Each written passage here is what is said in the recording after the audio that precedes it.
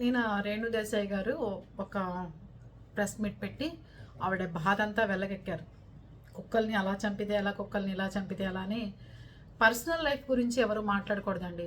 అందుకే నేను పవన్ కళ్యాణ్ వదిలేశాడు, లేకపోతే మీరే ఇంత ఇది కాబట్టి మీరు ఇలా ఉన్నారు అని చెప్పి ఎప్పుడు ఒక మనిషిని పర్సనల్ లైఫ్ గురించి బయటకు వచ్చి మాట్లాడినప్పుడు విమర్శించడం అనేది కరెక్ట్ కాదని నాకు అనిపించింది. అది మీ ఇష్టం. ఇంకా కానీ ఒక ఉద్యమాలు కానీ ఒక పోరాటాలు కానీ అందరికీ నచ్చాలని. ఇప్పుడు తెలంగాణ ఉంది, తెలంగాణ ఇవ్వకపోతే బాగుండు, మనందరం కలిసి ఉండేవాళ్ళమని మన వాదన.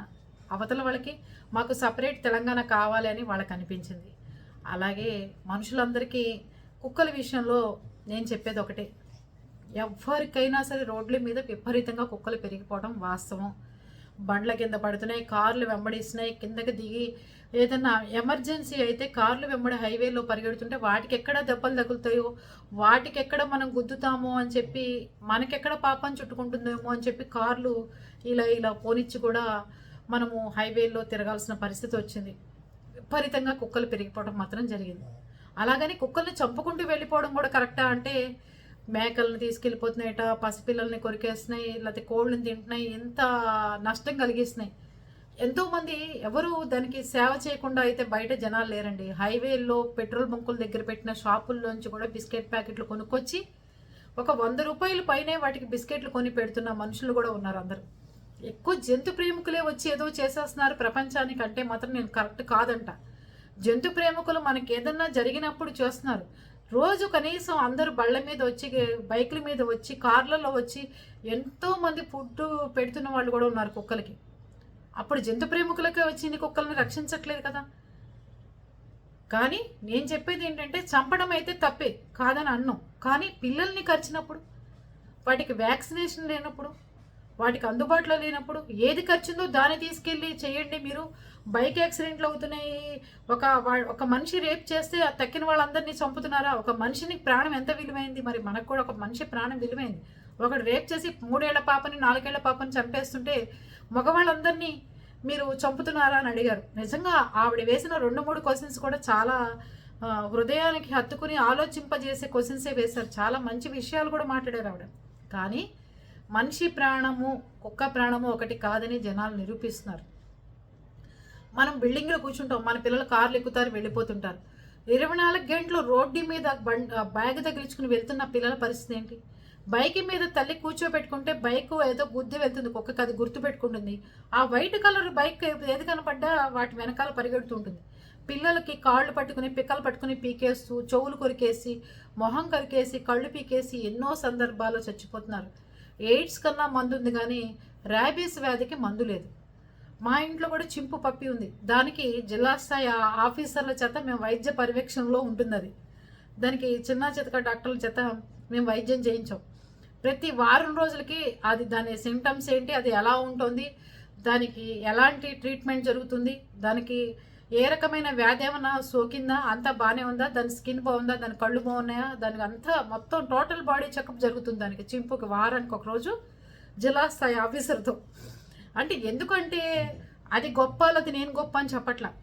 ఇంటికి కనీసం మన ఇంటికి 15 నుంచి 20 మంది మనుషులు వస్తుంటారు, పని వాళ్ళు ఉంటారు, డ్రైవర్లు ఉంటారు, హోంగార్డులు ఉంటారు, అటెండర్లు ఉంటారు, బంధువులు వస్తుపోతుంటారు. మన ఇంట్లో మన పిల్లలు ఉన్నారు, బంధువులు పిల్లలు ఉన్నారు, వంట మనుషులు ఉంటారు. వీళ్ళందరితో పాటు అది తిరుగుతూ ఉంటుంది. లేకపోతే ఊరు తీసుకెళ్తాం, వేరే ఊరు తీసుకెళ్తాం, ఎదురింటి వాళ్ళు పక్కింటి వాళ్ళు దాన్ని చూసి చింపు బాగున్నావు అంటారు. ఇంత డాక్టర్స్ మధ్యలో డాక్టర్లు వస్తుంటారు ఇళ్ళకి. ఇంతమందిని అది చూడంగానే మనం పట్టుకుని ఎవరన్నా బాగుంది అనగానే దానికి ఉన్న వ్యాధి వాళ్ళకి సోకితే ఎట్లా ఉంటుంది చెప్పండి. అందుకని మనం ఒక్క పప్పీని తెచ్చుకున్నా, ఎన్ని పప్పీలు తెచ్చుకున్నా డాక్టర్ పర్యవేక్షణలో మన కుక్క పిల్లలు ఉండాలి, మన పప్పీస్. అందుకని చింపుగోడికి అలాంటి ట్రీట్మెంట్ జరుగుతుంటుంది అనమాట. ఇంతమంది మన ఇంటికి వచ్చిపోతూ ఉంటారు కాబట్టి వాళ్ళకి ఏ రకమైన ఇబ్బంది కలగకూడదంటే దీని ఒక్కదాన్ని మనం చూడాలి. అలాంటిది ఇన్ని వేల కుక్కల్ని చూడాలి అంటే ఎంతమందికి ఇబ్బంది చెప్పండి. అది మేము ఊరుకోము, మేము చేయము, కోర్టు తీర్పు కూడా కరెక్ట్ కాదు అంటే కోర్టు కూడా ఏం చెప్పాలి? కుక్కలు కూడా ఎలా అంటే మనం ఇన్ని కుక్కల్ని మనంతరం మనం చంపేసుకోవడం కూడా పాపమే కాదని ఎవరు అనరు. బయట దొంగలు పెరిగిపోతారు, రక్షణ కరువు అవుతుంది, అన్నీ ఉంటాయి. అవి కాపలా కోసం దేవుడు సృష్టించినవి. నేనైతే ఖచ్చితంగా నేను కూడా అది నమ్ముతాను. కానీ మన ప్రాణమే తీసేస్తుంటే దేవుడు ఏం చేస్తాం? ఎదురు తిరుగుతాంగా, పోట్లాడుతాంగా. నేను అప్పుడే చాను, అప్పుడే రాను, నేను నువ్వేం చేసుకుంటావు చేసుకో అని చెప్పి దేవుడు మన ప్రాణం తీసుకుపోతున్నాడని ఇంట్లో పడుకుంటున్నామా? ఏ హాస్పిటల్ కాదు ఇంకో హాస్పిటల్, ఇంకో హాస్పిటల్ కాదు ఇంకో హాస్పిటల్కి వెళ్ళి ట్రీట్మెంట్ చేయించుకుంటున్నాం కదా. ఇప్పుడు నాకు చావాలని లేదు, నువ్వు తీసుకెళ్ళి నేను రానని చెప్పి యమధర్మరాజుతో కూడా పోట్లాడిన వాళ్ళు ఉన్నారు కదా. అలాగే కుక్కల విషయంలో కూడా పసిపిల్లల్ని పీక్కు తింటున్నాయి, రోడ్డు మీద భయభత్సంగా కొరుకుతున్నాయి. ముసలి వాళ్ళు కూర్చుని ఉంటే పాపం వాళ్ళు పరిగెత్తలేరు. ఎన్నో కుక్కలు వాళ్ళు వెంట పడిన సందర్భాలు ఉన్నాయి. ఏదైనా తినడానికి వెళ్తే దానికి తిండి దొరక్క, మనమే చూడండి, ఒక పూట తిండి దొరకకపోయినా 2 రోజులు కాదు 6 రోజులు అయితే మనం ఎలా ప్రవర్తిస్తాం చెప్పండి. అలాగే కుక్కలు కూడా భయంకరంగా ప్రవర్తిస్తున్నాయి. నేను చెప్పేది అందరికీ ఒకటేనండి, ఇంటి ముందు ఉన్న మీ ఇంటి ముందు 3, 4, 5 ఉంటాయి. వాటికి చక్కగా ఒక డాక్టర్ని పెట్టండి, పిలిపించండి, వస్తారు. వాటికి వ్యాక్సిన్స్ వేయించడం, స్కిన్ ఎలర్జీలు వస్తే మందులు వేయించడం, ఇలాంటి కొన్ని చేసుకుంటూ ఉంటే ఆ 5 మటుకు బాగా ఇదిగా ఉంటాయి.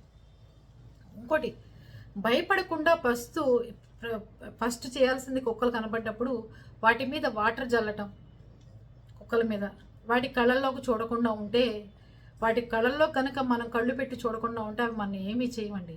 అది ఒకటి చూసుకుంటే చాలు. వాటర్ సమయానికి దొరకకపోతే ఏం చేయాలి మేడం అంటారు. మీరు ఎక్కడున్నారో అదే ప్లేస్లో కనుక నిలబడిపోయి ఉంటే కనుక అది మిమ్మల్ని ఏం చేయదు, కాసేపు వాసన చూసి వెళ్ళిపోతుంది. మనం ఏం చేస్తామంటే అది కనపడంగానే బైక్ స్పీడ్గా తోలటం, పరిగెత్తడం, ఇలాంటివి చేస్తే అది మనకంటే స్పీడ్గా పరిగెడుతుంది. ఉన్న చోటే నిలబడి మీకు ఏం కనిపిస్తుందా, లేకపోతే ఏమైనా ఆయుధాలు కనిపిస్తాయా, దాన్ని బెదిరించడానికి ఏముంటాయా, లేకపోతే మీరు నిలబడ్డ ప్లేస్లో ఇంకో నలుగురు రావటమో చేస్తూ ఉంటారు. కుక్క కరిస్తే చాలా డేంజరు. పిల్లలకైతే చెవులు కండలు ఊడిపోతున్నాయి. దాని మూలంగా ఎన్నో రోజులు స్కూళ్ళకి పోవటం. కుక్క కరిచిన తర్వాత పిల్లలకి అతుక్కొని కూడా అతుక్కోట్లా. ఇప్పుడు ఏ ప్లేస్లో కుక్క కరిచింది అనుకోండి, మనకి ఏదైనా ఘాటు పడితే కుట్లు వేసుకుంటే పోతుంది. కుక్క కరిచితే ఇలా కుక్క కరిచిందని ఇలా పీకింది అనుకోండి, ప్లాస్టిక్ సర్జరీ చేసినా కూడా అవి సరే అవ్వట్లా. వీళ్ళు మాట్లాడతారు బయటకు వచ్చి, ఏది పడితే అది జంతు ప్రేమికులని అందరూ మాట్లాడతారు. కానీ కుక్క కరిచిన దానికి ప్లాస్టిక్ సర్జరీ చేయించుకున్నా కూడా అవి సెట్ కావట్లేదు. అని కుక్కలంటే ప్రేమ ఉండొచ్చు కానీ మనుషులంటే ముందు మానవత్వం చూపించండి. గోవులన్నా చూపించండి. ఏ జంతువైనా మనకు ఉపయోగమే. కోళ్ళు, చేపలు, మరి ఇవన్నీ తింటున్నారుగా అందరూ. గొర్రెలు, మేకలు మనతో పాటు ఆడితే అవి కూడా పాడతాయి, అన్నీ చేస్తాయి కదా. నెమళ్ళని తింటున్నారు, ఏ వదిలిపెడుతున్నారు జనాలు. అలాగే కుక్కలను కూడా బతికే హక్కు ప్రతి జీవికి ఉంది, మనుషులకి లేదా? కానీ పిల్లల విషయంలో మాత్రం కుక్కలు చేస్తున్నది చాలా ఎక్కువగా చేస్తున్నాయి. అవి కొంచెం కనిపెట్టుకుని ఉండాలి. ప్రభుత్వాలు చర్యలు తీసుకోవాలి. చంపడం మాత్రం తప్పు, కానీ కుక్కలు చేస్తున్న పని కూడా కరెక్ట్ కాదు. వాడికి తెలియక ఎవరిని పడితే వాడిని కొరుకుతుంది. మరి కొరికినప్పుడు వాడిని దూరంగా, మన ఇంట్లో పెంచుకుంటున్న పప్పి, ప్రేమగా పెంచుకుంటున్న పప్పినే మనం కొడితే మనం ఏం చేస్తాం? దాన్ని తీసుకెళ్ళి దూరం పెడతాం, లేకపోతే దానికి సంబంధించిన రీహాబిలిటేషన్ సెంటర్స్కి పంపించేస్తాం. అలాంటివి ఏవో ఉంటాయి వాటికి కూడా. అలా ట్రీట్మెంట్ ఇప్పించడం. వాళ్ళకి జంతు ప్రేమికులు ఫోన్లు చేయమంటున్నారు కదా, తీసుకెళ్తారు, చక్కగా చేసేయండి, అందరూ తీసుకెళ్తారు. ఎవరు చంపకుండా జంతు ప్రేమికుల నెంబర్లు ఇమ్మని చెప్పండి, వాళ్ళకి చక్కగా ఫోన్ చేయండి. ఒక లారీ మాట్లాడండి, అందరూ చందాలు వేసుకుని ఆ లారీ వాళ్ళ ఇళ్ళకి పంపించేయండి. చక్కగా ఒక చోట ఒక గోడౌన్ లాంటిది ఏదో అద్దెకి తీసుకుని చక్కగా పెడితే మనం కూడా ఫుడ్ డొనేషన్ చేద్దాం. నేను కూడా దాంట్లో ఉంటాను. అందరం తలో 4 రోజులు ఫుడ్ డొనేషన్ ఇద్దాం. కుక్కలను చంపకుండా చక్కగా వాటికి అన్నీ బాగున్నాయి, బాగా ఇదైపోయినాయి అని చెప్పి చెప్పదాం. గవర్నమెంట్ ల్యాండ్స్ బోర్డు ఉన్నాయి, యోగా చేసుకునే వాళ్ళకి, లేకపోతే భజనలు చేసే వాళ్ళకి 100 ఎకరాలు గవర్నమెంట్ కేటాయిస్తుంది. ఖాళీ స్థలం ఒక 4 ఎకరాలు ప్రతి చోట కేటాయించమనండి. ఒక షెడ్ మనమే షెడ్ వేసుకుని ఈ కుక్కలను తీసుకెళ్ళి అక్కడ పెడదాం. చక్కగా అందరం సర్వీస్ చేసి పెడదాం. ఏమంటారు? మీరు కూడా జాయిన్ అవ్వచ్చు కదా. అందరం తలో 100 రూపాయలు వేసుకున్న నెలకి బోల్డంత డబ్బు మిగులుతుంది మనకే సర్వీస్ చేయడానికి. అర్థమైందా? ఇంటికి 100 రూపాయలు వేసుకున్నా బోల్డ్ డబ్బు మిగులుతుంది మనకే. షెడ్ మనమే సొంతంగా వేయగలం, మనమే దానికి ఫుడ్ పెట్టగలం. అలా చేయొచ్చేమో చూడండి. నేను దానికి సపోర్ట్ ఇస్తాను మీ అందరికీ. గవర్నమెంట్ నుంచి మనమేం దాన్ని ఆక్రమించుకోకర్లా. కుక్కలకు బతికి దానికి వ్యాధి తగ్గేదాకా వాటిని అట్టి పెడదాం. మంచి ఇంజెక్షన్స్ ఇద్దాం. ఒక వారం రోజులు అబ్జర్వేషన్లో పెడదాం. ఇలా జంతు ప్రేమికుల టీం ఉంది కదా, దాంట్లో ఒకళ్ళు వాళ్ళకి ఆర్గనైజ్ చేస్తారు. అక్కడ దాకా మనం అప్పచెప్పేస్తే వాళ్ళకి తీసుకెళ్ళి వాళ్ళే వాటిని చూసుకుంటారు.